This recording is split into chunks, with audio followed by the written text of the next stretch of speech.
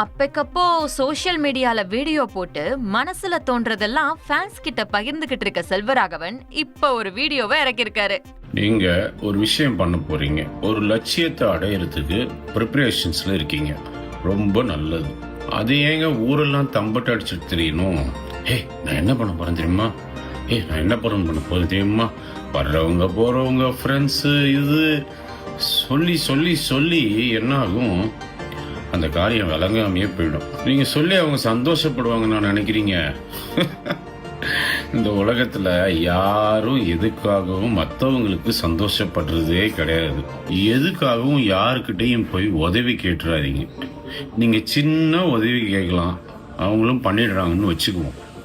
அது அவங்க ஆயுசு முழுக்க சொல்லி சொல்லி சொல்லி காட்டுவாங்க மற்றவங்களுக்கு. என்னாலதான் அவன் பெரிய ஆளானான் தெரியுமா? நான் அவனுக்கு இந்த உதவி பண்ணிருக்கேன் தெரியுமா? அவன் என்ன பண்ணிருக்கான் தெரியுமா? 1.5 அண்ணா உதவி பண்ணிட்டு 1000 கோடிக்கு பேசுவாங்க.